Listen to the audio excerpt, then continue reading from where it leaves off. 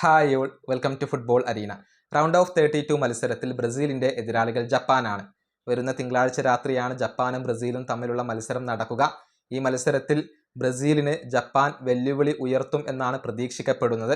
കാരണം സമീപകാലത്ത് ജപ്പാൻ നല്ല രൂപത്തിൽ കളിക്കുന്നുണ്ട്.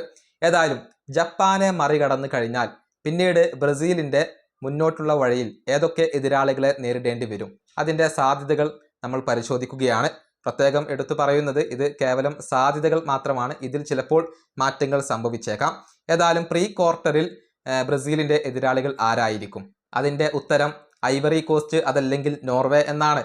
അതായത് ഒരു റൗണ്ട് ഓഫ് 32 മത്സരത്തിൽ ഐവറി കോസ്റ്റും നോർവേയും തമ്മിൽ ഏറ്റുമുട്ടുന്നുണ്ട്. ഈ മത്സരത്തിലെ വിജയികളെ ആയിരിക്കും പിന്നീട് ബ്രസീലിന് നേരിടേണ്ടി വരിക.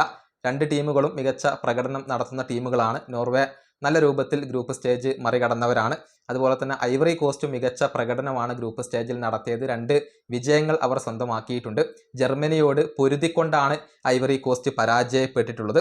അങ്ങനെ പ്രീ ക്വാർട്ടർ കടമ്പ ബ്രസീൽ മറികടന്നു കഴിഞ്ഞാൽ ക്വാർട്ടർ ഫൈനലിൽ ആരായിരിക്കും ബ്രസീലിന്റെ എതിരാളികൾ? അതിൻ്റെ സാധ്യതകൾ നമ്മൾ പരിശോധിക്കാം.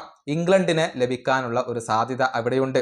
കൂടാതെ സെനഗൽ, മെക്സിക്കോ, ഇക്വഡോർ ഈ 4 ടീമുകളിൽ ഏത് ടീമിനെ വേണമെങ്കിലും ബ്രസീലിന് ലഭിക്കാം എന്നുള്ളതാണ്. കാര്യങ്ങൾ എളുപ്പമാവില്ല. ഇംഗ്ലണ്ടിനെ ലഭിക്കാനുള്ള ഒരു പോസിബിലിറ്റി അവിടെയുണ്ട് എന്നുള്ളത് എടുത്തു പറയേണ്ട ഒരു കാര്യമാണ്.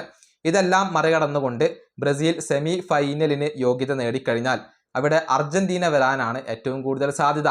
അതായത് അർജന്റീനയും ബ്രസീലും സെമി ഫൈനൽ മത്സരത്തിൽ ഏറ്റുമുട്ടാൻ സാധ്യതയുണ്ട്.